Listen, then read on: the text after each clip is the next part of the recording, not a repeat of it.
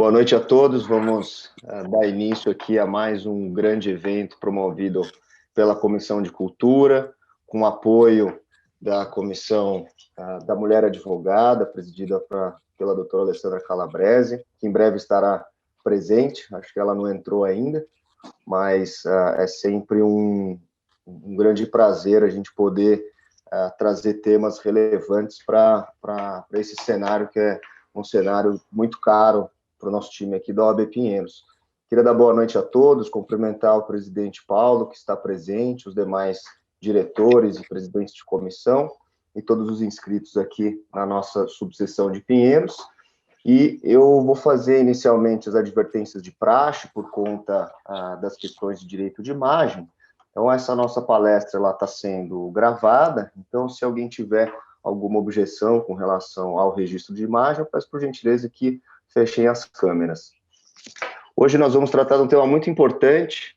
Trouxemos aqui 3 figuras proeminentes, não só no universo acadêmico, já são enfim, personalidades amigas do OAB Pinheiros, já estiveram aqui conosco mais de uma vez, seja palestrando, seja realizando trabalhos à frente da Comissão de Prerrogativa, como a doutora Marina Pion Coelho. E para mim é um grande prazer tê-las conosco. A apresentação das nossas convidadas do dia de hoje vai ser feito pelo moderador que está presidindo aí os trabalhos junto comigo, Dr. Rafael Lira, presidente da Comissão de Cultura e Eventos, a quem agradeço também pela sempre prestativa atuação nesse nosso novo universo, que é o universo digital. Então, sem muitas delongas, eu vou passar a palavra para o Dr. Rafael Lira, que depois vai me devolver para eu trazer talvez uma primeira provocação para iniciar esse nosso debate de hoje. Dr. Rafael Lira, fique à vontade. Muito obrigado, doutor Adriano. Agradeço a gentileza das palavras, cumprimento todas as pessoas presentes, em especial o nosso presidente, considerando o protocolo da ordem, né, que a gente cumprimenta sempre a autoridade maior. Então, ficam aí os meus cumprimentos. Antes de apresentar as palestrantes, eu queria, em nome da Comissão de Cultura, mais uma vez, pedir desculpas pelo erro no cartaz. Os currículos estão invertidos, eu vou corrigir a informação desde já. Então, vou apresentar as palestrantes na ordem que ficou combinado delas exporem suas ideias, começando pela doutora Mariângela Lopes, que é advogada criminalista, professora de Direito Penal e Processo Penal em cursos de graduação e pós-graduação em Direito, mestre e doutora em Direito Processual Penal. Agora, certinho o currículo. Em seguida, falará a professora Helena Lobo da Costa, que é advogada criminalista, professora de Direito Penal na Faculdade de Direito da USP, mestre, doutora e livre-docente em Direito Penal, também pela Faculdade de Direito da USP. Por fim, mas não menos importante, doutora Marina Coelho Araújo, advogada criminalista, professora do INSPER, doutora em Direito Penal pela USP, conselheira do IASP e membro do Conselho das Prerrogativas da OAB da Seccional. Todas elas são minhas amigas, então, para mim, esse é o título que eu fico mais lisonjeado. É um grande prazer recebê-las aqui em Pinheiros, nesse formato virtual. E eu devolvo a palavra para o doutor Adriano para que consiga dar seguimento. Muito obrigado mais uma vez. Muito bem, obrigado, Rafael. Bom, hoje o dia é reservado para as estrelas, para essas 3 estrelas que estão conosco, e como a gente pôde perceber pela leitura aí, de todo o histórico delas, que é diminuto esse currículo, mas a atuação delas é muito mais do que se ocupam aí nessas poucas linhas. Mas eu queria, desde já, pedir para as nossas convidadas que também contem um pouco das atividades desenvolvidas nas associações, como a OAB e como outras associações relevantes, tanto atividade profissional, mas também científicas, porque eu acho que a atuação, o tema de hoje, né, a mulher na advocacia criminal, é muito mais amplo do que a própria advocacia em si, mas envolve todo um posicionamento relevante, e esse posicionamento ele encontra resistências não só no exercício cotidiano da advocacia, mas também encontra resistência para se ocupar as posições de comando em associações, em institutos acadêmicos, em diversas outras entidades, e nós temos aqui 3 personalidades que rompem com essa tradicional resistência e mostram ser pessoas de referência que dão essas referências para os jovens advogados, para os estudantes de direito. Isso é muito importante para que isso seja efetivamente, de uma forma concreta, superado no nosso cotidiano, no nosso país. Eu queria iniciar, então, essa provocação de uma forma rápida e já passar a palavra para todas vocês, com uma referência de um artigo relevante que foi escrito pelo professor Diogo Malan, inclusive foi encaminhado para mim com muita gentileza pela professora Marta Saad. Não sei se ela está presente aqui, mas possivelmente ela entre mais tarde, como uma sugestão de um início de abordagem desse tema que é tão relevante. E nesse artigo do professor Diogo Malan, ele faz referência a um trabalho que foi realizado por uma professora da Faculdade de Direito da Universidade de São Francisco, a professora Lara Bazelon. Depois eu encaminho o link aqui no nosso chat para que todos tenham acesso, e há diversas referências nesse artigo, são referências importantes nessa temática de hoje, e ela traz uma série de considerações. Eu considero talvez uma delas bem importante para a gente iniciar o debate de hoje.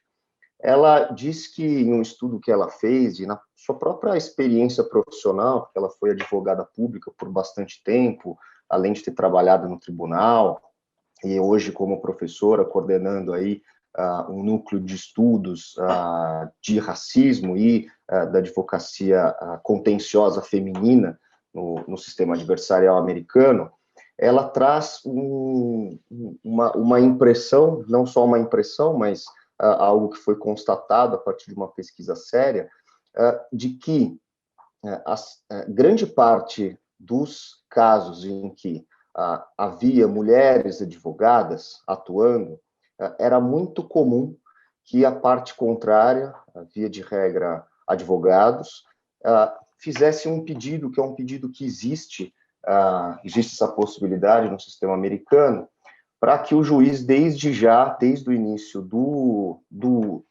júri, proibisse manifestações emotivas, né? Caracterizado lá como emotional displays.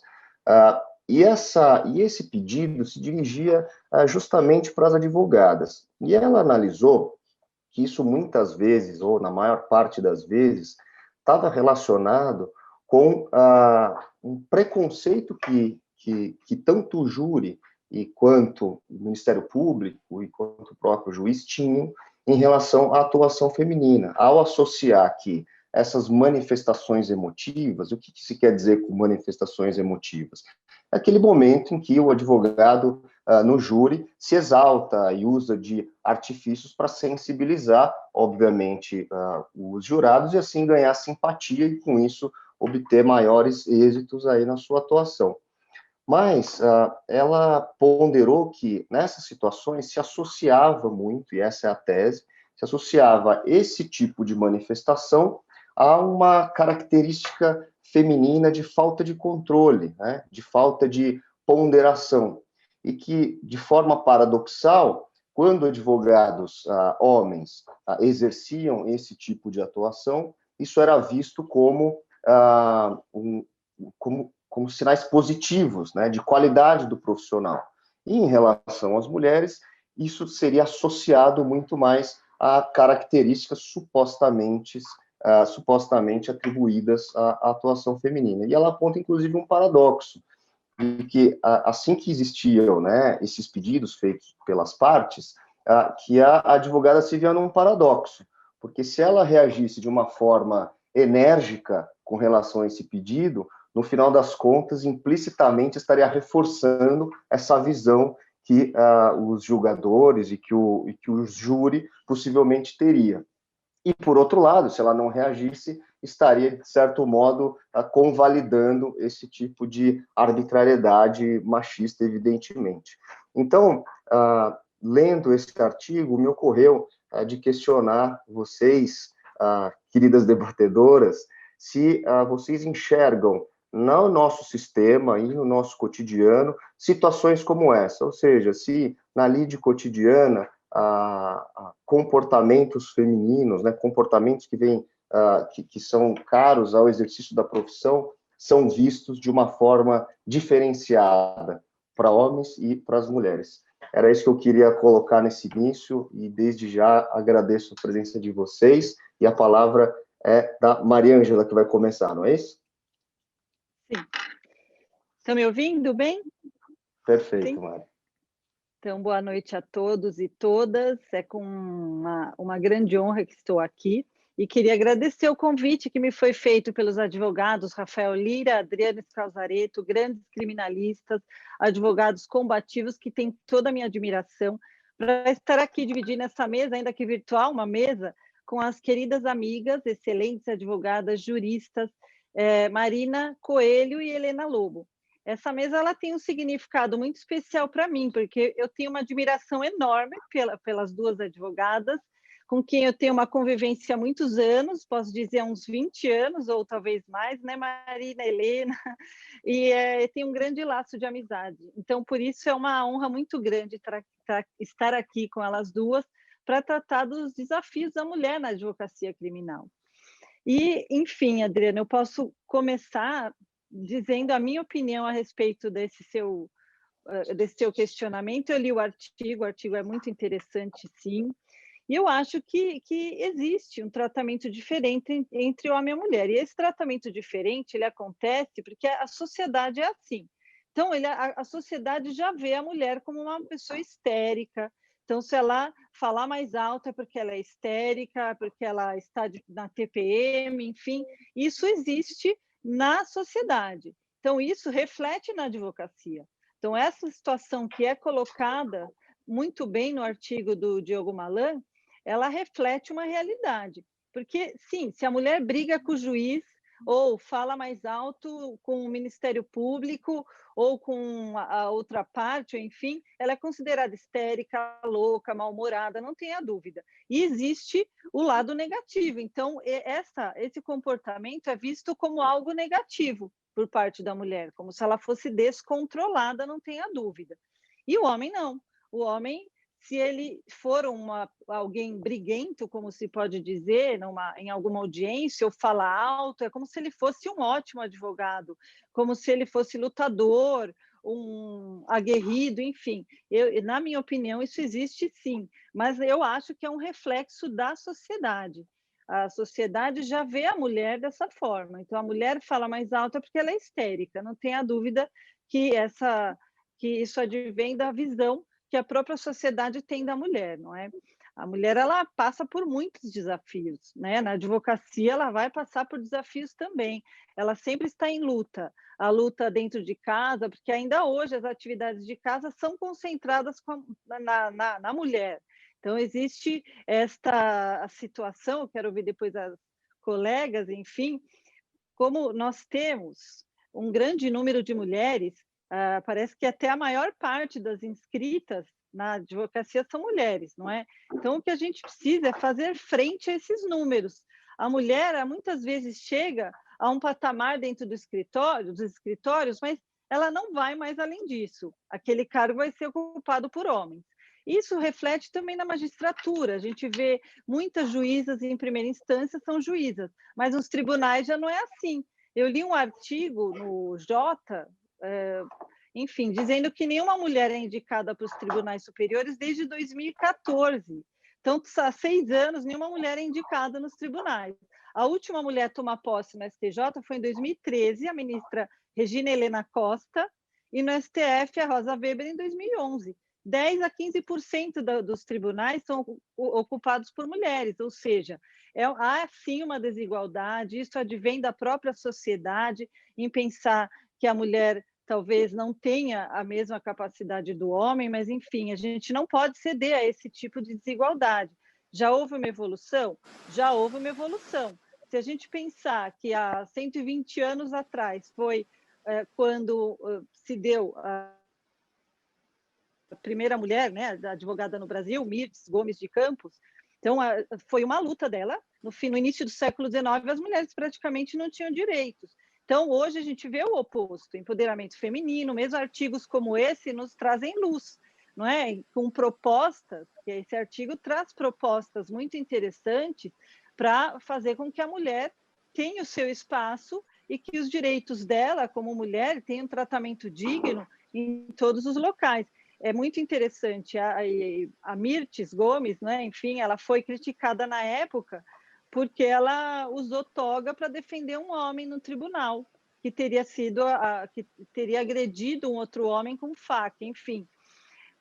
Nós podemos dizer que houve um desenvolvimento, houve uma evolução, mas ainda há muito o que fazer, não é? Então, foi em 1906 que Mirtes acabou fazendo parte dos quadros da advocacia. Somente 100 anos depois que a gente viu a primeira ministra mulher no Supremo, então, com a Ellen Grace. Então, foi muito...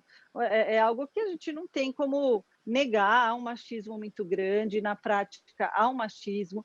Nós vemos que, principalmente na área criminal, muitas questões sérias até, né? A mulher, às vezes jovem ou estagiária do direito, ela sofre assédio do chefe, quando vai à delegacia ela vai sofrer assédio, e eu mesma já ouvi um advogado dizendo para estagiária, enfim, era uma jovem advogada, dizendo: você venha de decote amanhã ou de saia, porque você vai despachar com o juiz e aí ele vai dar um despacho positivo, vem assim amanhã. Então, é algo totalmente negativo. A mulher que sofre assédio na advocacia, ela precisa denunciar, ela não pode ficar quieta, não pode se calar, porque se ela não denunciar, vai continuar. Então, comportamentos como esse não são admitidos, não podem ser admitidos. E esse artigo, ele traz propostas em relação a isso, propostas para que as universidades preparem as pessoas para a dignidade da advogada como mulher, ela ser tratada de forma digna, não sofrer assédio, da mesma forma em escritórios de advocacia, com propostas de compliance, que eles sejam treinados nesse sentido, nos tribunais também. Então, é algo, sim, bastante sério, e eu acho que as propostas desse artigo devem ser levadas em consideração, são muito interessantes, pelo menos na minha visão. A mulher sofre muita dificuldade até mesmo para participar de reuniões. Quando ela participa de reuniões onde tem advogado homem e advogado mulher, muitas vezes até o cliente vai ouvir mais o advogado homem. Isso quando, muitas vezes, acontece do advogado homem estar em reunião, entra a advogada mulher e o comentário é: ela entrou para dar graça a esta reunião. Então, é como se fosse, falam isso naturalmente, como se fosse uma espécie de piada, enfim, e isso não aconteceria se fosse o homem entrando na reunião, ninguém iria dizer: olha, o bonitão entrou na reunião, não iria falar isso. Então, percebe-se nessas atitudes que a mulher é tratada diferente, sim, ela é tratada diferente. Então, todas as mulheres, elas muitas vezes são interrompidas em reuniões, elas falando, e muitas vezes com chefes homens, ou enfim, isso não pode acontecer, é preciso mudar, não é? Tudo isso, enfim. Como experiência pessoal, eu tenho uma experiência em que eu fui a uma delegacia com um cliente e o escrivão, em tom de piada, brincando, né? Segundo ele, parecia estar em tom de piada, falou para o cliente: mas por que você contratou uma advogada mulher?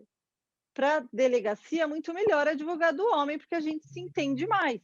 Então, alguém que fala isso na frente do cliente, você imagina se não é uma situação constrangedora, e a gente precisa tratar de não interiorizar esse preconceito. A gente precisa de uma autodeterminação para convencer a todos de que nós somos capazes. A gente precisa ter esse poder. E isso, o recado que eu tenho a dar às jovens advogadas, às estudantes, é o que eu digo para as minhas alunas.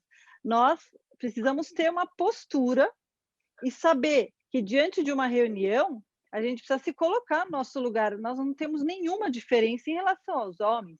Então, a escolha da advocacia criminal, que tem crescido muito, na época que eu comecei a advocacia criminal, há 20 anos atrás, mais até, tinha menos mulheres do que hoje. Hoje já vemos mais mulheres, mas poucas vão chegar ao topo nesse sentido, que por conta dessas situações. Então, se contrata a estagiária mulher, porque inclusive falar, ela trabalha bem, trabalha melhor, mas vai chegar um ponto que ela não vai mais adiante. Então, é preciso se impor, é preciso uma postura, a gente precisa mostrar que nós somos capazes. Enfim, eu quero agora dar a palavra às minhas colegas para ouvir a opinião delas, enfim, mas eu acho que existem propostas como mais mulheres como professoras de penal e processo penal. Na maioria das universidades, a maior parte dos professores dessas matérias são homens. Precisamos mais artigos científicos escritos por mulheres. Também eventos que tenham mais mulheres participando e não só tratando do tema de violência contra a mulher. Então, muitas vezes, para cumprir o protocolo, se convida uma mulher para dar uma palestra, mas o tema é sempre escolhido ligado à violência doméstica, à violência contra a mulher, tema extremamente relevante, mas elas precisam ser convidadas para tratar de todos os temas. Então, são algumas questões que eu gostaria, só para uma introdução, eu dou a palavra, então, volto a palavra ao Adriano para ouvir as minhas colegas. Muito bacana, Mari. Chamo de Mari porque é amiga, assim como a Marina e como a Helena. Tem duas Maris. Eu me permito essa proximidade. A Mari colocou, inclusive, de propostas e realmente o artigo ele faz uma referência, inclusive, ao papel que a Bar Association americana exerceu para combater isso, e eles conseguiram reformular um código de conduta, inserindo um artigo justamente para caracterizar como violação a norma de comportamento, com determinadas sanções, esse tipo de postura, né? A postura caracterizada aí como exercício do machismo. E talvez esse seja um caminho também, com uma proposta ser encampada pela ordem, para alterar o código, o Estatuto da Advocacia, e fazer incluir também uma penalidade, uma sanção, né? Ainda que não seja um crime, digamos assim, porque a gente não pode usar o direito penal também de forma simbólica, mas enfim, isso demandaria uma discussão, mas de alguma forma caracterizar isso como um direito inviolável. Mas enfim, passo a palavra agora para nossa próxima convidada, professora Helena, um prazer te ter aqui mais uma vez, a palavra é toda sua. Prazer é meu, Adriano, boa noite a você, a todos e todas que nos ouvem. Eu quero agradecer muitíssimo pelo convite, cumprimentar o nosso presidente, Paulo Sérgio Ferraz de Camargo, cumprimentar também nosso moderador, Rafael Lira, e minhas queridas amigas, Mariângela Tomé Lopes e Marina Coelho Araújo, dizer que eu estava, inclusive, curiosa de ouvir as duas sobre esse tema, porque apesar de nós termos uma amizade tão antiga, acho que a gente nunca conversou sobre isso, o que é também muito sintomático do tratamento dessa questão na nossa geração. Isso mudou muito na geração das atuais estudantes, eu vejo as minhas alunas super mais engajadas no tema, mais conscientes, etc. Eu, em primeiro lugar, queria destacar, antes de começar a falar qualquer outra coisa, o papel fundamental que a OAB tem tido nessa discussão, né? A OAB tem reiteradamente não só promovido conversas como essa, mas também inaugurado um debate fundamental sobre cotas nos seus diversos foros de participação. E eu acho que isso é efetivamente algo que pode impactar de forma muito positiva a situação das mulheres nesses foros. Quero falar também que eu falo de um lugar de muito privilégio, né? Eu definitivamente não represento a mulher média no Brasil, muito menos a advogada média, e talvez o fato de eu ter conseguido chegar onde eu cheguei só tenha sido possível porque eu vim efetivamente de um espaço muito privilegiado. Então, a gente precisa ter sempre em mente que as questões são muito mais profundas do que a gente está discutindo aqui hoje. Eu fiquei pensando sobre abordar o porquê que nos grandes escritórios, na magistratura, no Ministério Público, na advocacia, as mulheres já são maioria na base da carreira, mas estão muito longe de chegar aos pés de equiparar a participação masculina no topo. Isso é algo que já foi estudado, a gente tem, inclusive, um trabalho super interessante feito nos grandes escritórios, especialmente em São Paulo, etc. Mas aí eu fiquei pensando, eu falei, putz, mas eu vou falar com a Marina, com a Mariângela, eu acho que eu não vou conseguir evitar de dar um relato pessoal sobre como as coisas aconteceram comigo. Eu acho que eu nunca nem falei sobre isso em público, acho que chegou a hora, que é um momento legal até para as pessoas sentirem um pouco como que as coisas acontecem. Eu tive muita sorte, uma sorte que hoje eu consigo reconhecer, mas que para mim sempre foi muito natural, de ter mulheres muito fortes na minha família. A minha avó foi desquitada, na época em que desquite era uma coisa socialmente horrorosa, porque ela simplesmente não bancou a situação que a mulher tinha que bancar naquela época, né? Que era a de aturar adultérios, e de ser submissa, e de fazer tudo o que o marido quer, e de abaixar a cabeça. E a minha avó, por conta disso, porque imaginem, se não existia separação e divórcio juridicamente, e, portanto, o desquite era não só socialmente muito mal visto, como juridicamente praticamente inexistente, a gente não tinha toda a proteção que existe hoje no que se refere à pensão alimentícia, a todas essas obrigações de cuidado, né?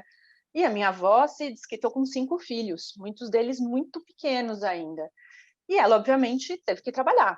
Ela já trabalhava, mas ela teve que intensificar essa atividade dela por questões puramente econômicas. A minha avó era professora primária, e a minha mãe conta que a minha mãe assistia a aula na sala da minha avó, porque a minha avó não tinha com quem deixar os filhos, né?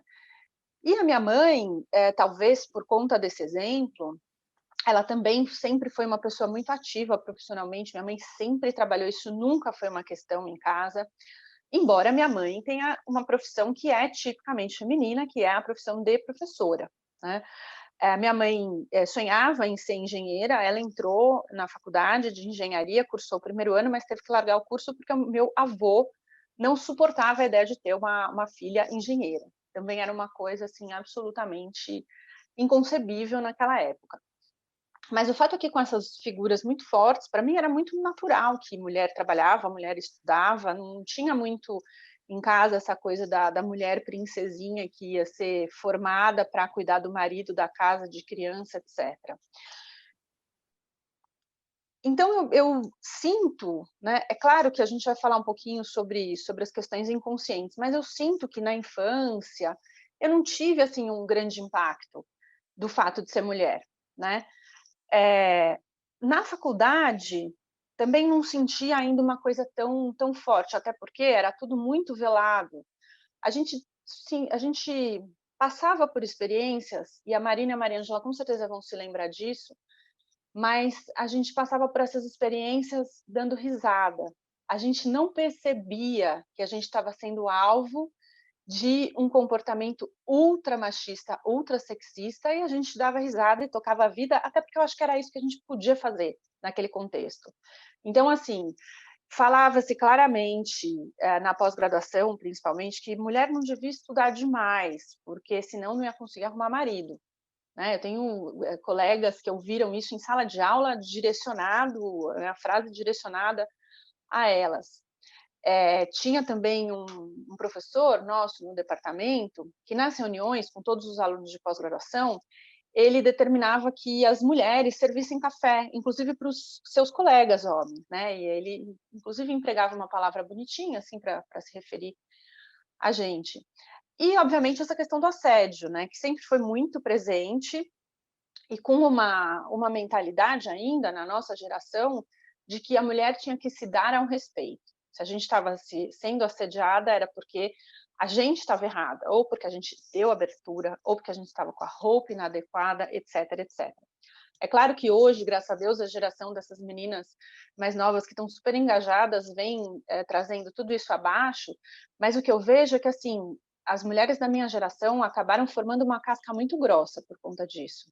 A gente se fecha, a gente se retrai, a gente faz cara feia, porque a gente se desenvolveu nesse ambiente de que se você sorrir, você está pedindo para ser assediada, né?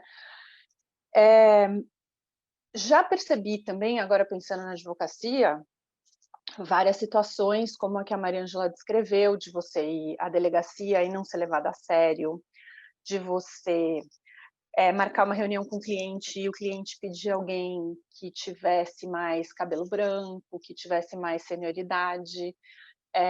Já vi acontecer em escritório de advogado argumentar que ele deveria ter um aumento salarial e não a mulher, porque, afinal de contas, ele teria uma família para cuidar, etc. Então, várias dessas situações, mas que eu nunca tomei como algo pessoal, assim, que eu pudesse dizer, não, existe efetivamente uma situação que determina um problema, uma limitação das minhas possibilidades.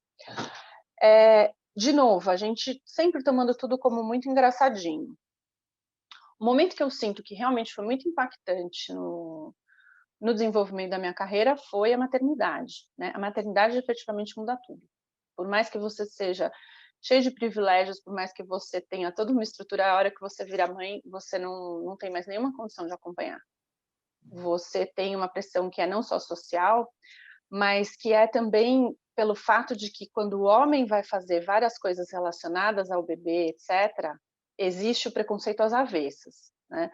Meu marido é super participativo, mas mesmo assim a gente percebe que cai mais no colo da mulher essa responsabilidade, e é uma responsabilidade enorme. Então, de fato, isso é algo que limita, é até difícil usar a palavra limita, porque de uma certa forma abre uma série de outras possibilidades de vida, mas quando a gente olha exclusivamente a carreira, é uma coisa que é muito, muito limitante mesmo. Agora, o que eu percebo é que no Brasil a gente efetivamente anda muito mal, né? Agora, pegando um pouco essa experiência mais pessoal e tentando teorizar um pouco, eu acho que a gente anda muito mal no Brasil, porque quando a gente olha números, a gente vê que participação política da mulher é ridícula, participação em conselho de administração, etc., ínfima. Talvez a gente só não tenha números ainda piores porque o pequeno ganho que a mulher conseguiu ter no Brasil se fundamenta na nossa imensa desigualdade social. Então, assim, eu só consigo trabalhar porque tem uma babá, tem uma empregada em casa fazendo as coisas, não é porque eu consegui dividir com o meu companheiro as tarefas de casa, etc. Não, é porque existe uma mulher numa posição mais subalterna fazendo essas coisas, e a gente só tem um número maior de mulheres que são chefes de família no Brasil porque as mulheres são muito abandonadas, os homens são vítimas de muitos homicídios e muitos deles vão para a cadeia. Então, sobretudo nas classes menos favorecidas, a gente tem esse aumento da participação feminina na chefia de famílias, que pode parecer muito bonito, mas quando a gente examina assim 1 centímetro de profundidade, a gente percebe que é só mais uma triste consequência da nossa estrutura social.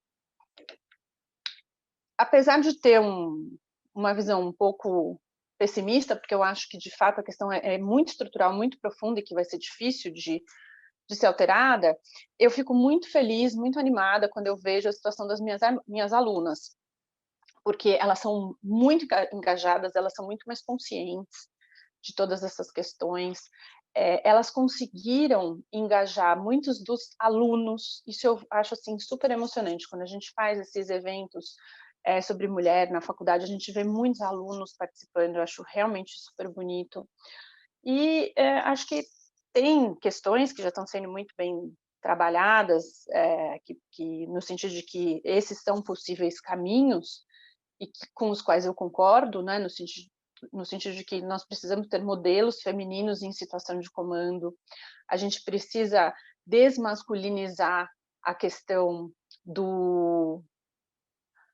de quem dirige, né? Quem tem uma posição hierarquicamente superior, não precisa só tratar isso dentro desses modelos masculinos. A gente tem formas femininas de lidar com a situação, embora eu não veja problema nenhum no fato de ter uma mulher que fale alto, que tem uma postura mais masculinizada, mas eu acho que isso é também um produto talvez não muito legal dessa nossa forma de ver o mundo. Acho que seria muito mais correto a gente abrir o olhar e diversificar as possibilidades de gestão, e em vez de obrigar as mulheres a se adequar a um modelo que sempre foi muito pensado sob o ponto de vista masculino.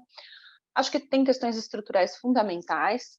É preciso garantir, por meio de cotas, a participação feminina, para que todas essas questões inconscientes, todas essas dificuldades sociais, econômicas, comecem a ser diminuídas. Acho que a questão da maternidade precisa ser muito redimensionada na sociedade. Há muitas questões que são biologizadas e que, na verdade, não são biológicas, elas são tidas como biológicas para manter a mulher nesse lugar. Mas eu acho que tudo isso pode fazer com que a gente avance um pouco. Eu realmente acredito que a gente só vai conseguir ter a mulher efetivamente numa posição isonômica quando a gente tiver mudanças sociais muito drásticas. Eu acho que se a gente mantiver esse modelo de trabalhar 12 horas por dia, 14 horas por dia, para conseguir estar no topo, continuar sempre se valendo dessa ideia do trabalho doméstico, a gente tem que ter um séquito de pessoas nos ajudando para que a gente possa sair de casa, trabalhar fora, etc. Eu acho que enquanto a gente não diminuir um pouco o tamanho, e estou falando de um tamanho cronológico mesmo, do trabalho no nosso dia a dia, não entender que cuidar da própria casa, cuidar das próprias coisas também faz parte do viver de cada um, que a gente tem que dar conta dessas coisas. Eu acho que a gente vai conseguir acabar avançando muito pouco nessa questão da situação da mulher. Mas, como eu disse, apesar de ser uma visão que é um pouco pessimista, porque eu acho que o problema é muito, muito inconsciente, muito estrutural, muito profundo, eu vejo nessa nova geração uma nova postura. Eu acho que hoje nós estamos num lugar muito melhor do que nós estávamos quando eu, a Marina e a Mariângela nos formamos, né? Mas, enfim, são algumas ideias iniciais. Eu realmente gostaria de ouvir também a Marina. Obrigado, Helena.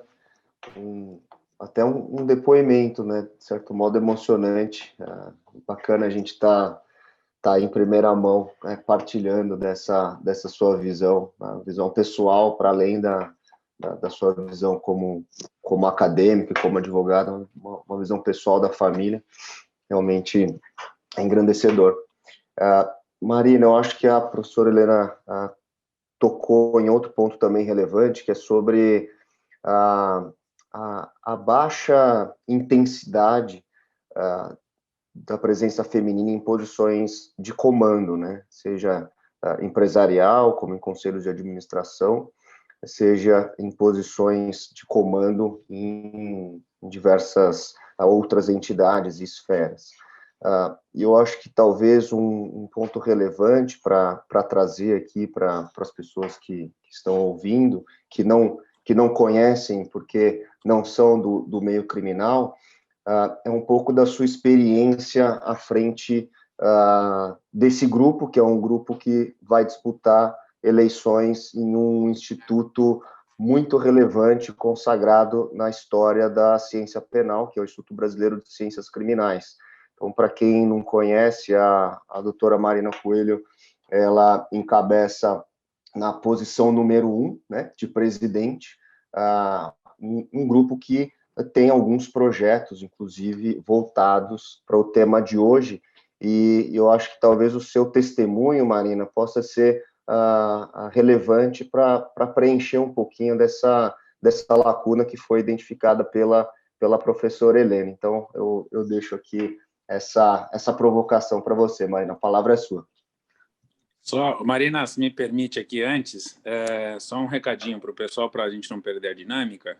Quem tiver perguntas, considerando que a Marina vai iniciar a fala dela agora, puder colocar no chat, pelo menos a intenção de fazer a pergunta, ou a pergunta em si, como preferir, para que a gente consiga trabalhar isso durante a fala da Marina, que de fato vai expor aí um assunto muito importante para quem trabalha na área criminal e para quem estuda também. E é isso. Muito obrigado. Fico no aguardo das manifestações no chat aqui. Marina, a palavra é sua.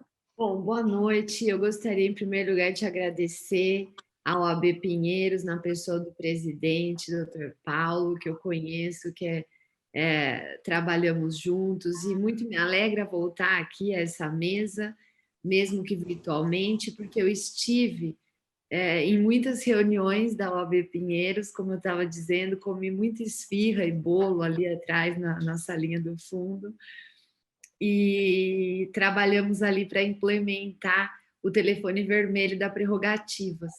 Então, realmente é um lugar que eu tenho um especial carinho, e esses meus amigos Adriano e Rafael, com certeza aqui, muito me alegram com esse convite.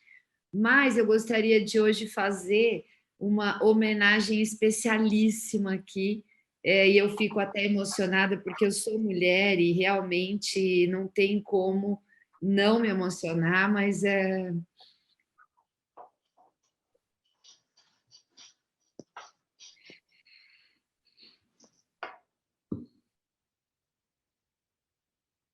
Aqui a gente vai chorar também, ninguém chora sozinho. E a gente vai começar já entendendo o que é diferente, né, Adriano? Eu queria fazer uma homenagem especial às minhas duas queridas amigas, Mariângela e Helena, porque se a gente tem que falar de advocacia criminal, a minha, eu estou simplesmente aqui com as duas advogadas que fazem parte da minha história inteira como advogada. Inteira. Desde o momento que eu decidi que eu não queria mais prestar concurso para a promotoria, que eu estava sentada na mesa do lado da professora Mariângela, até todo o desenvolvimento da minha carreira, e a professora Helena, que várias vezes pegou na minha mão e vamos para frente. Então, assim, na verdade, tá aqui nessa mesa com as duas é realmente algo para mim de uma alegria profunda e também de uma recordação de muita coisa difícil que a gente passou. É verdade. Não é, Mariana? Muita coisa, Marina. A gente tem histórias que nem pode contar aqui, né, Marina? Exatamente. Então, assim, a gente, em relação a esse assunto, nós vivemos uma história e uma situação que hoje é muito diferente dessas meninas que estão saindo da faculdade. A gente não tinha a possibilidade de discutir isso e nem de trazer qualquer questão dessa à tona. A gente tinha que fazer a reunião e ser secretária da reunião. Digitar tudo, escrever, anotar, porque depois iam cobrar da gente. A gente tinha que carregar as coisas para ir para o tribunal. E isso eu não estou dizendo por mal, porque a gente fazia isso e sabia do nosso papel e da nossa importância. E é aqui que eu quero deixar um testemunho. A gente fazia isso, e talvez, como a Helena disse, a gente não tinha outra coisa a fazer, porque a gente precisava, e nós três sempre precisamos, trabalhar e trazer dinheiro para casa e pagar a conta. A gente sempre precisou disso, e eu sei.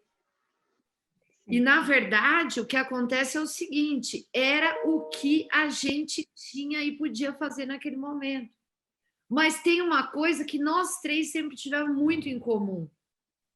A gente nunca entendeu aquilo como uma diminuição das nossas capacidades. E isso eu acho que é uma coisa que a gente precisa ter em conjunto, as mulheres precisam ter isso, no sentido de que a gente tem que acreditar na gente. E nós três temos isso em comum, a gente sempre acreditou. Marina, só uma coisa, a gente inclusive dizia que pode ser insegurança da outra pessoa, né? Que às vezes é isso. A gente entendia, a gente conseguiu olhar para isso e dizer, nossa, a outra pessoa tem alguma insegurança em relação a isso. Talvez a nossa autoestima sempre foi boa, né, Mari? A gente não tem esse problema. Mas o fato é que, brincadeiras à parte, o que eu acho importante dizer, Adriano e Rafael? Porque hoje, quando as pessoas olham para a gente, né, e pensam, olha, a Marina está candidata à presidência do IBCCRIM, e para que eu me candidatasse, eu tive que falar, não, eu quero a presidência. Eu não quero ser nada além da presidência agora. Não é porque eu simplesmente fui agraciada com isso. Não, eu tive que batalhar para isso. Para dizer, eu quero esse cargo, que é o principal, sim, porque eu sou mulher e eu posso estar ali. Então, na verdade, quando a gente olha, e isso tanto eu, Helena, quanto Mariângela, a gente batalhou muito, muito, para cada passo que a gente dava. Eu ouvi, por exemplo, em momentos da minha vida, assim, por que você não produziu nada esse ano academicamente? E eu tive que dizer para a pessoa que estava com o meu currículo na mão, simplesmente o seguinte, eu tenho uma filha de 9 meses. E eu amamento ela. E eu trabalho. Eu não tenho como produzir academicamente alguma coisa esse ano. Simplesmente assim. Eu estou amamentando uma criança. Então, na verdade, e assim, eu tive que dizer isso porque a pessoa sabia que ela estava com toda a história da minha vida na mão, mas eu fui obrigada a dizer isso publicamente. Na frente de várias pessoas e outros candidatos homens. Então, na verdade, o que a gente é? A gente é faceada o tempo inteiro por questões muito difíceis. E eu não estou dizendo isso numa postura pessimista, não. Porque eu sempre entendi que a gente precisa abrir caminhos. E esses caminhos, eles são abertos não só para a gente, mas por outros que também vão passar e vão trilhar. Então, esse entendimento de que a gente tem que batalhar muito mais e tem que correr muito mais atrás, eu vivi aqui, do lado da minha história com Mariângela e Helena. Nós três, a gente viveu a nossa história profissional praticamente juntas, né? E a gente vivenciou e testemunhou uma outra, tudo isso que aconteceu. Em diversos momentos, eu e a Helena servimos um cafezinho. Em diversos momentos. Isso, você estava certa, resignada, conformada? Não, não estava. Eu entendia que aquilo estava errado. A Helena também, a gente discutia, Mariângela, não estava errado. Mas a sociedade funciona de determinadas formas que, graças a Deus, hoje isso mudou. E nós sempre fomos muito corajosas, nós três. A gente sempre falou o que a gente pensava, não sempre na hora, porque talvez aquela hora não era adequada, mas a gente encontrava um momento para dizer, isso não é legal. Então, a gente sempre se preocupou com isso. E a gente também se preocupou com isso na hora que a gente foi arrumar e encontrar pessoas que a gente poderia viver a vida. Porque nós somos amigas há tanto tempo que a gente também compartilhou isso. Quem são essas pessoas que podem estar com a gente e vão aceitar que a gente faça desse jeito e que seja realmente uma divisão? E a gente foi buscar pessoas nessa linha. Mas mesmo assim, como a Helena diz, isso é difícil, porque existe uma situação social armada em cima disso. Que efetivamente eu tinha que levar o meu filho para ir para presídio enquanto eu estava amamentando ele, porque o meu marido estava lá trabalhando, não sei aonde, mas não era pressuposto que ele levasse a criança para o trabalho dele.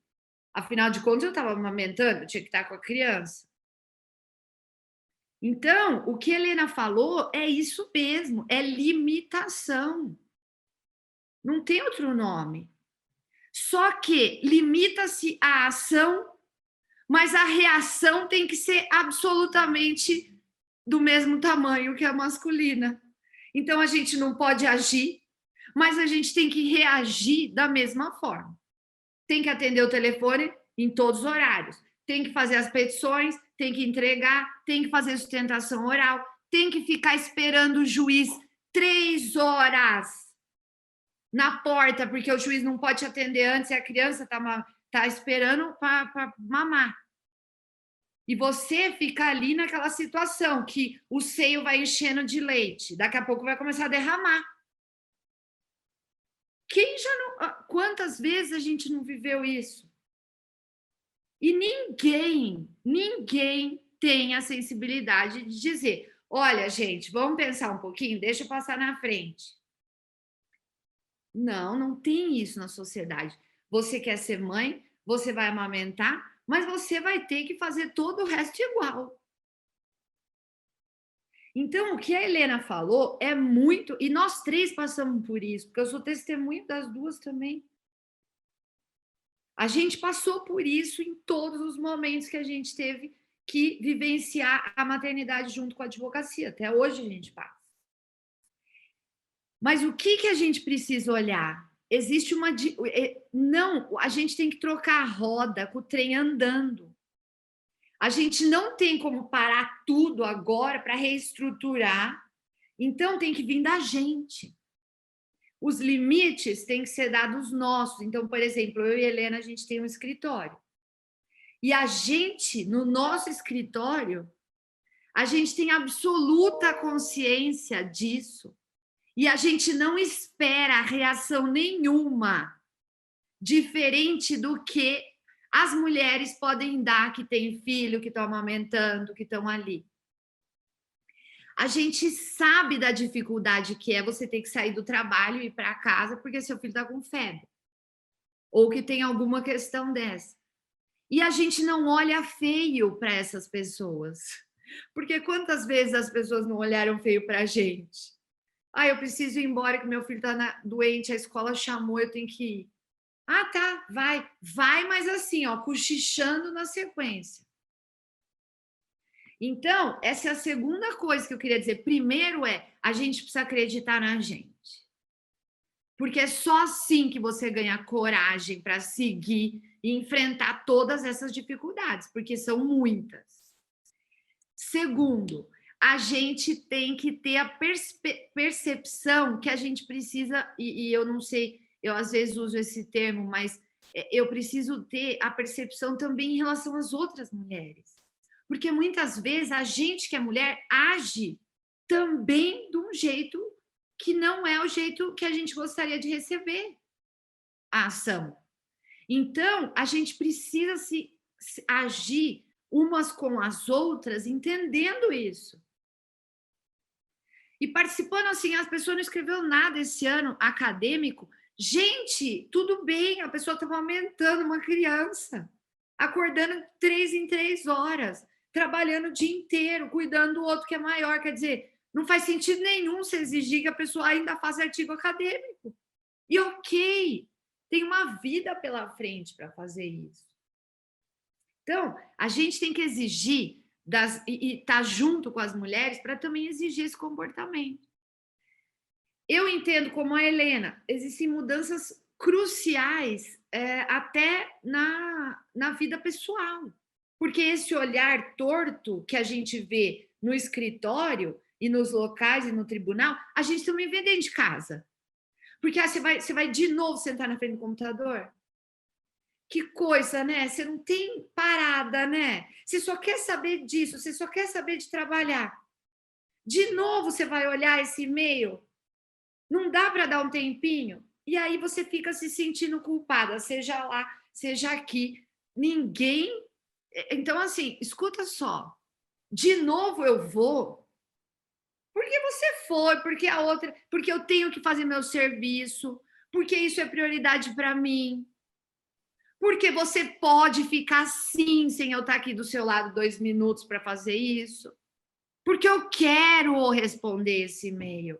E eu não quero ser cobrada por isso dentro de casa. Então, na verdade, a gente tem que criar esses limites. E isso é muito complicado. Isso é muito complicado. Porque por todos os lados que a mulher olha, ela tá com esse sentimento de que está devendo alguma coisa para alguém. Aqui eu tô devendo isso, ali eu tô devendo aquilo. Nunca tá bom. E quando você explode, né? Porque daí você tá cansada, você tem tudo, aí você é louca. Aí você grita. Ninguém fala que eu grito, porque eu já grito por natureza. Então ninguém tá achando estranho eu falar alto. Mas o fato é o seguinte: a gente está o tempo todo pressionado em relação a isso. E esse meu relato, Adriano e Rafael, não é um relato pessimista, não, tá? Eu estou dizendo o que acontece. E eu enfrento isso como Mariângela e Helena enfrentaram. E enfrentam diariamente também. Põe o checklist e vamos embora. Mas a gente sabe que a gente precisa fazer isso para abrir caminhos. E agora, com essa candidatura da presidência do BCCrim, o que mais é isso? Que não abrir caminhos para a gente transformar esses ambientes. Para dizer, olha, é o seguinte, eu posso sim ser presidente, eu posso sim fazer tudo isso, e eu vou ser tão boa quanto qualquer outro homem aqui nesse lugar. Mesmo eu tendo que cuidar disso, mesmo eu tendo que fazer aquilo outro. Vai funcionar muito bem. E esse olhar que a gente tem, como a Helena falou depois, a mulher tem um olhar muito holístico em relação às coisas. Então, na gestão, isso funciona muito bem, porque a gente enxerga várias coisas que, às vezes, não estão tão objetivas. E isso, para uma gestão, é sensacional. Então, eu acho que a gente tem que ocupar também essas nossas oportunidades de perspicácia, que são nitidamente femininas, para estar nesses lugares e conseguir abrir esses caminhos. Fácil não é. Muitas vezes a gente não é ouvida porque não dão nem voz para a gente. Você não pode nem falar. Mas isso já mudou muito e tem melhorado. É claro que vai depender muito do tanto que nós, mulheres, vamos se unir e vamos se apoiar e vamos nos apoiar para conseguir seguir esse caminho. Mas eu vejo que a gente tem muita coisa para ainda melhorar. E principalmente essa questão que você colocou, Adriano, de cargos de controle. Por quê? Porque esses cargos de controle exigem uma dedicação em determinadas fases da vida que muitas vezes a mulher não tem como dar. Porque ela simplesmente não tem como decidir para ficar uma semana inteira fora de casa, não cuidar dos filhos, não estar ali perto, não ter todo esse desenvolvimento. E, de repente, ela não tem como escolher isso. Sendo que o homem tem como escolher, eu vou ficar em Brasília a semana inteira e volto na sexta. Então, é muito mais fácil você falar assim, um homem e uma mulher vão ser ministros no Brasil inteiro, que ele vai fazer esse vai e volta, do que a mulher falar assim, agora eu vou embora de casa, eu vou ficar a semana inteira fora de casa e volto no final de semana. Isso é muito mais difícil de tratar quando você é mulher. Então, essa igualdade ainda está quilômetros de distância de acontecer, na minha visão. Na advocacia criminal, então, nem se fala, porque quando você vai falar de uma questão, deixa eu ir lá na delegacia, o sujeito vê a mulher entrando por um flagrante, tem inúmeras coisas que se pensa nesse momento. Ela não vai dar conta de fazer flagrante. Quantos flagrantes eu e a Helena já não fiz a madrugada inteira? E ouvindo várias questões de polícia, de quem está ali e tudo mais. E dizendo o seguinte, vamos ficar forte. Nós estamos aqui, vamos fincar o pé. Mas sempre com o coração na mão. Porque era falta de respeito, era coisa que a gente tinha que aguentar, aturar. Hoje, a gente tem uma situação que é muito mais aberta, só que em alguns casos ela é muito velada também. que legalzinho você tá aqui e tal, só que as decisões são tomadas num ambiente fechado que a mulher não participa. Então, é isso que a gente tem que buscar. Falar, não, eu quero processo decisório. E eu acho que esse é o ponto que a gente precisa buscar como mulher na advocacia criminal. Eu quero participar dos processos decisórios. Eu quero saber a história inteira. Eu quero entender o que aconteceu, eu quero traçar a estratégia junto. E eu quero trabalhar em todas as instâncias da advocacia criminal. Acho que hoje a gente já construiu muito nesse sentido. Mas o que eu diria para as advogadas mais novas é, gente, tem que batalhar muito, não pode ficar quieta em relação a essas questões e agressões e situações diárias. Nós, como eu disse, a gente não é que a gente ficou quieta, a gente sempre batalhou. Mas era um jeito de batalhar diferente do que é hoje. Hoje tem mais possibilidades de batalha. Então, acho que é isso que a gente precisa se unir. Na advocacia criminal, tem muita mulher boa, mas muita. De verdade, assim, mulher muito boa. E isso, com certeza, é consequência de um trabalho que foi feito por outras mulheres que antecederam a gente também. Então, a gente precisa ter pessoas que venham ao encontro dessas ideias, que tenham segurança, que venham buscar continuidade, que venham com coragem para brigar com essas questões todas. Porque possível nós três estamos aqui, né? Mas tem que ter muita força de vontade. Então, eu quero deixar um beijo para minhas duas queridas companheiras de caminho do coração, e também para Adriana e Rafael, que estão aqui, que eu também já conheço há algum tempo. E é isso, gente, para começar a conversa, né? Marina, eu estou aqui já querendo chamar de presidente, porque eu tenho certeza que essa eleição vai ser ganha, apesar das dificuldades todas que sempre tem numa eleição, mas o seu discurso é muito legítimo, é bonito de ouvir, sabe? É empolgante. Eu te conheço há bastante tempo, então sei que isso tudo é verdade. Helene, Marina e Mari também. Então tô aqui na torcida. Acho que seria importante, considerando aí que o pessoal ainda não colocou as perguntas, dar umas orientações talvez em relação a quais os dias da eleição e tudo mais para o pessoal. Helena. E eu só queria, antes de passar a palavra para a Helena, registrar a presença da presidente da comissão da mulher advogada da OAB Pinheiros, que é a doutora Alessandra Calabrese, que estava num outro compromisso, entrou agora há pouco. Ela é a grande movimentadora aí da OAB.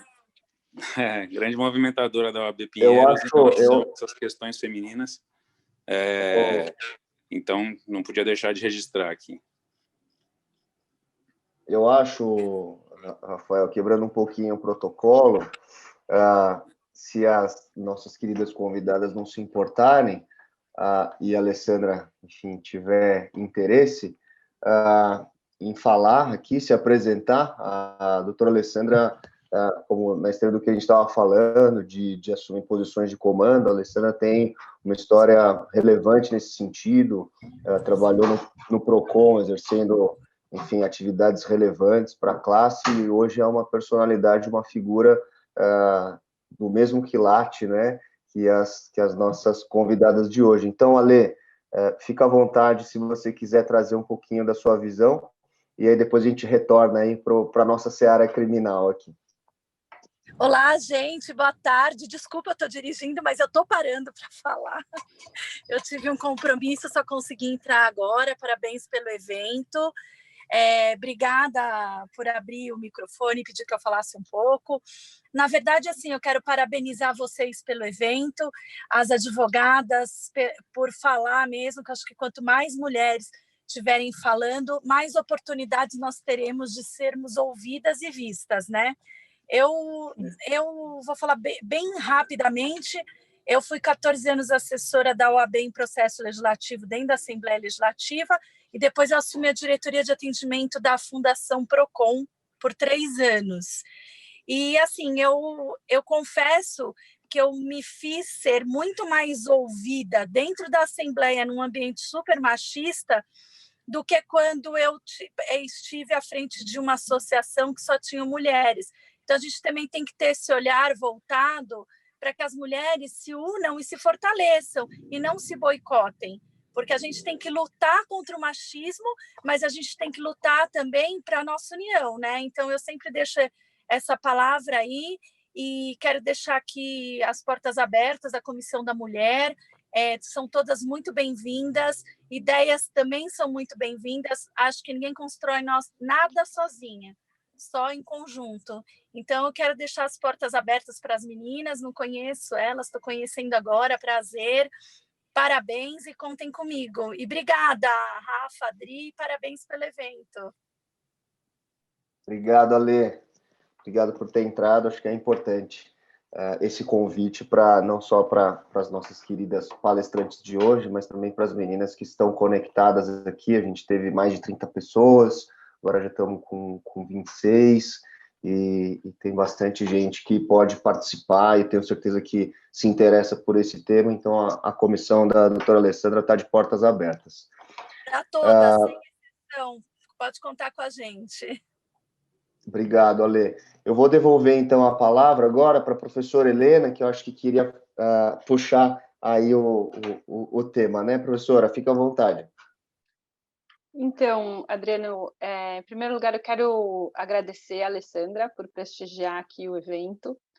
E eu queria dizer como é importante a gente ter um olhar mais específico para a questão da mulher na advocacia, especialmente na advocacia criminal, porque a gente sabe também que na advocacia são poucos ou são mais raros os casos das pessoas que são seletistas, né, que têm um registro em carteira de trabalho, que, portanto, têm todos os seus direitos ali assegurados, de licença maternidade, etc., etc. Na grande maioria dos casos, nós temos ou advogadas que são profissionais liberais autônomas, né, e, obviamente, tem um impacto financeiro fundamental quando vem a questão da maternidade.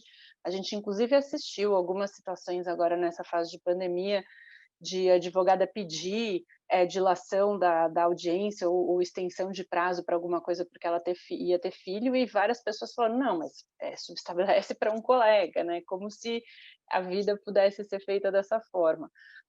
E também várias situações de advogadas que são associadas ou sócias de escritórios que muitas vezes têm uma postura de dizer, olha, a advocacia é uma profissão liberal, autônoma, se você não está trabalhando, você simplesmente não vai receber, e alguns escritórios que são até mais benevolentes mantêm ali algum valor para a mulher durante o seu período de licença, e depois fazem com que no retorno ela devolva esse valor parceladamente e tal. Então, assim, é fundamental que a gente discuta essas questões, que a gente consiga encontrar caminhos para adequar um pouco as formas de exercício da nossa profissão a essas situações que não são específicas da mulher, porque, afinal de contas, quem tem filho não é a mulher, né? Então, eu queria só chamar a atenção para isso, que é algo que incide de forma muito contundente na advocacia. Mas, enfim, eu acho que a Marina é a melhor pessoa para falar sobre as eleições, retomando ao tema, questão de datas e tudo mais. Vai, Marina, vocês estão livres agora, acho que chegou o momento que vocês podem debater à vontade, sem essa minha pretensão de moderar qualquer coisa aqui. Fiquem à vontade, Marina. Eu acho que a gente sempre batalhou muito para ser ouvida, né? Acho que esse é um ponto que nós três temos muito em comum, assim, a gente é muito insistente nisso, somos três pessoas que gostam de colocar a posição, e cada uma tem um jeito diferente, mas a gente sempre batalhou muito para ser ouvida, né? E eu acho que na advocacia isso é muito relevante. A gente tem que buscar esses caminhos de mostrar a voz, né? De ver como que a gente vai fazer isso para que os nossos direitos sejam ouvidos. E nós três temos outra característica em comum, que é nós não estamos dentro de grandes instituições, nem de escritórios de advocacia, nem de empresas, né? Então, a gente tem eu e a Helena somos sócias de um escritório que tem mais um sócio, Daniel Zacles, e a Maria Angela também tem um escritório menor, com outros sócios. Então, na verdade, a gente tem aí uma questão de ter uma certa liberdade em relação a essas coisas, né? Por outro lado, a gente tem uma total responsabilidade em relação à questão financeira, como que isso vai se dar, que a gente tem que correr atrás de cliente e tudo mais, né? Então, acho que esse equilíbrio, de repente, numa instituição maior, tem que batalhar um pouco mais essa voz e esses direitos, como a Helena falou, né? E em relação à questão dos locais de decisão, eu vejo que muitas mulheres, mesmo advogadas, depois que passam uma certa idade e já fez várias coisas na vida e tudo, elas não querem evoluir para esses cargos, não querem ir a esses cargos, porque significa toda essa questão que eu estou dizendo de ter que ficar batalhando para ser ouvida, de ter que colocar a vez, quer dizer, ser tão difícil que a pessoa fala, eu não vou encarar isso daí, né? Então, eu estou passando por uma situação dessa que eu sou advogada, tenho 2 filhos, meu marido, toda a minha casa, dou aula, e quando eu me deparei com essa questão do IBC-CRIM, e vi que a situação lá era uma situação que precisava pensar sobre o Instituto e entender que aquilo precisa ser muito maior que as picuinhas pequenas que estão deixando o Instituto de uma forma muito desestabilizada. E aí eu pensei, não, eu quero fazer isso, eu quero doar meu tempo para isso, eu acho que eu tenho condição de ajudar. Montamos uma chapa, e é óbvio que isso é mais uma coisa para eu encaixar em todas essas questões que já estão no dia a dia, né? E para a mulher é muito mais difícil de fazer isso, porque ninguém vai me substituir em outras atividades que eu já fazia.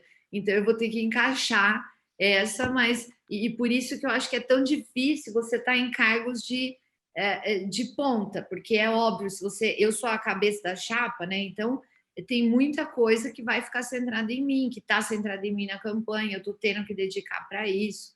Então, tem um lado e outro que compensam essa questão e que muitas vezes dificulta a mulher de estar nesses espaços, né? De conquistar esses espaços, porque é muito mais difícil como mulher você batalhar esses pontos. E eu tenho feito também muitas conversas com mulheres negras, advogadas, tem a Silvia e a Juliana Souza, que são 2 advogadas negras criminais que estão nos apoiando, e a gente tem conversado muito com elas, porque elas também têm, além da questão feminina, além da questão do gênero, tem uma questão racial envolvida, e é muito difícil de abrir esses caminhos. Então, o IBC-CRIM também está conversando com várias instituições para a gente trabalhar essas questões também, na questão criminal, né?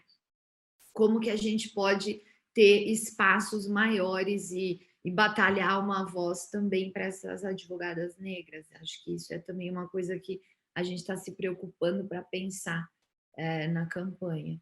E eu estou aí bem acompanhada também por minhas 2 companheiras de caminho, né? Que estão também na chapa, Maria Ângela na diretoria e Helena no conselho. Então, a gente está continuamos juntas.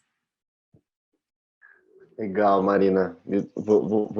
Vocês falando, enfim, trazendo os depoimentos, eu estava lembrando do episódio que eu assisti ontem, a nova temporada do The Crown, e eles retratam numa passagem a Margaret Thatcher, né?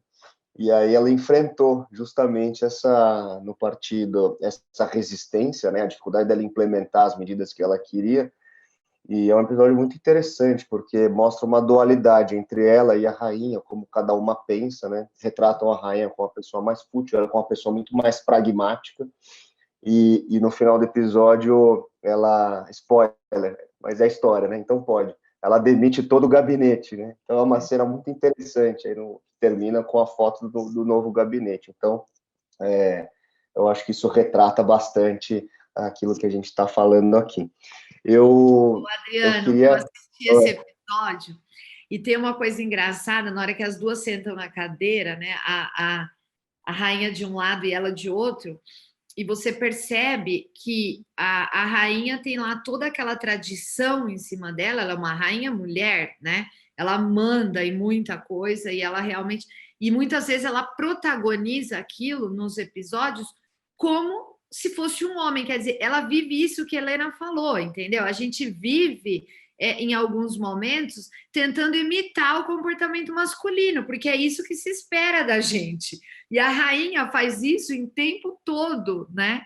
E a Margaret Thatcher, em determinado momento, também buscando esse espaço e esse poder, vai falar assim, não, agora chega.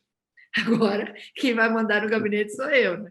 Então, esse episódio é muito legal, porque você vê o que a Lê também falou aqui, né? São duas mulheres ali, estavam degladiando, e na verdade, elas têm visões de mundo muito diferentes, um mais tradicional e outro menos, mas de alguma forma ou de outra, essa situação está estampada ali, né? Uma coisa que as pessoas vivem no dia a dia e muitas vezes esperando um comportamento masculino. E a gente que é mulher, a gente às vezes se pega na situação de realmente reproduzir isso. Falar, não, eu tenho que agir assim.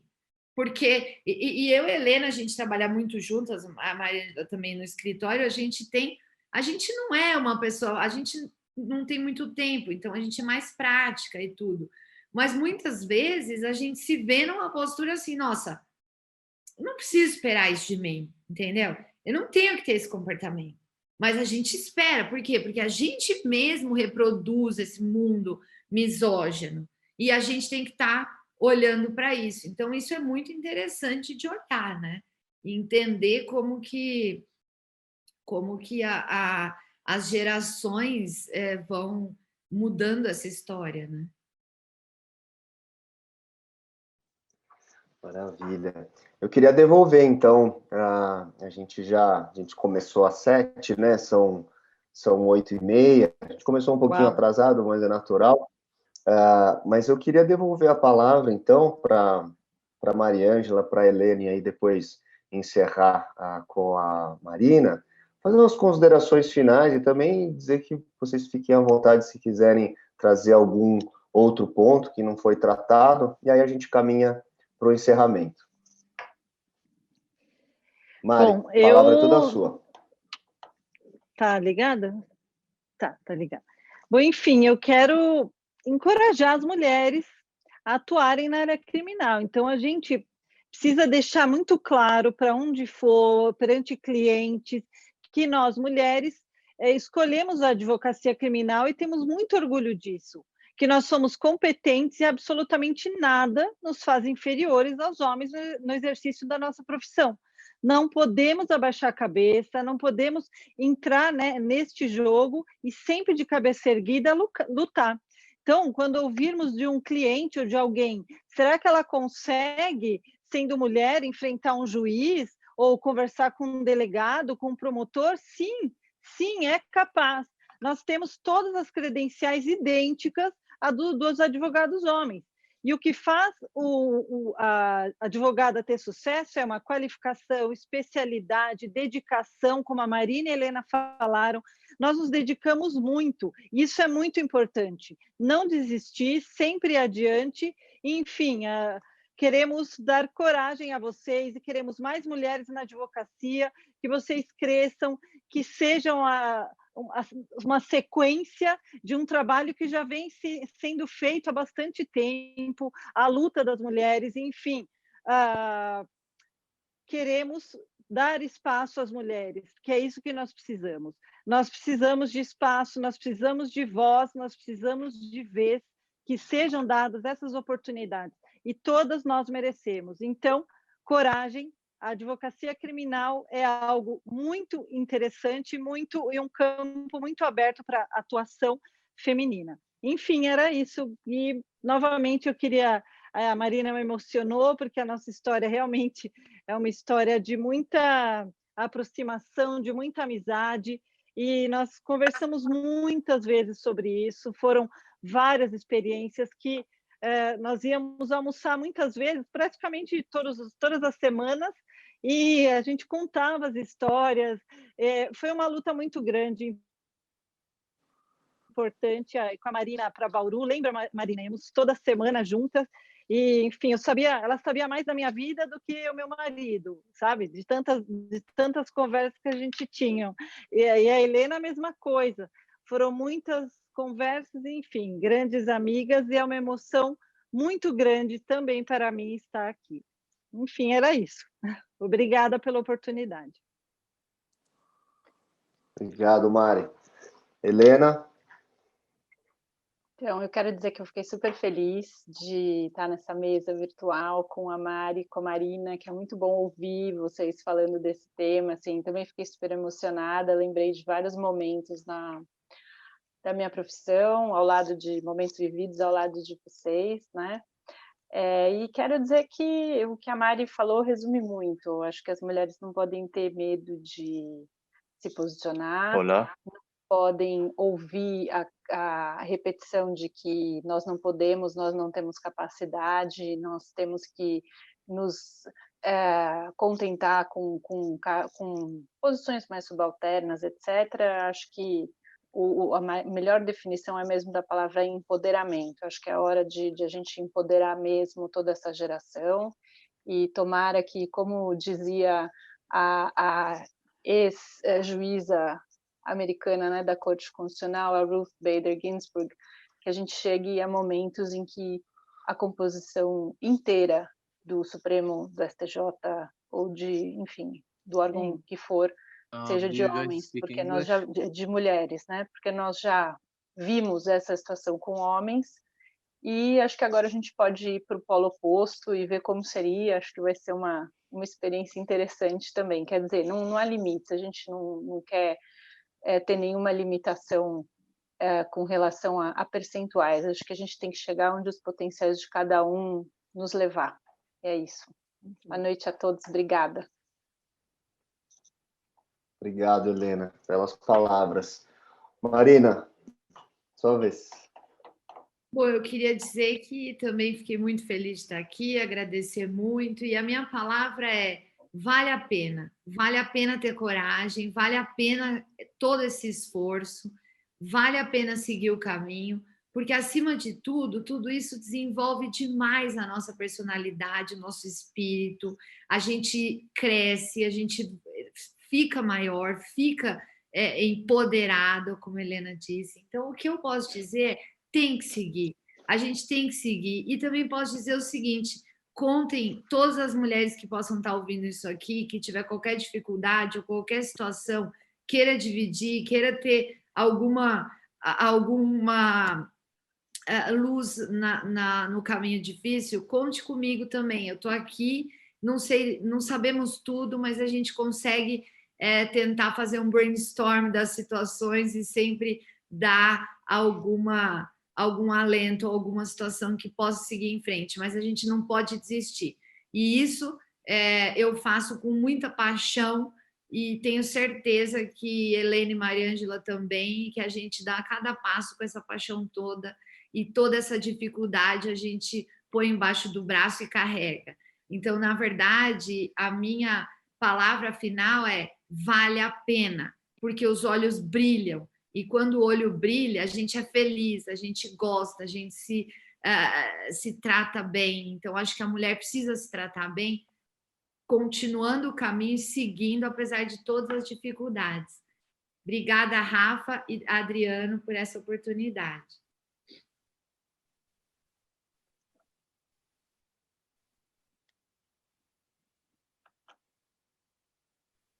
O Adriano acho que caiu, gente. O Rafa já saiu. Ele não está aqui. Ele entrou agora. Aí, Adriano. Oi. Caiu aqui, voltei. Bom, obrigada, viu? Tive um contratempo aqui, agora eu retornei, Marina, então eu não vi a sua parte final, mas tenho certeza que foi emocionante como todo o debate de hoje. Acho que, para além das questões até técnicas que vocês trouxeram. Foi uma noite especial, com depoimentos pessoais realmente emocionantes.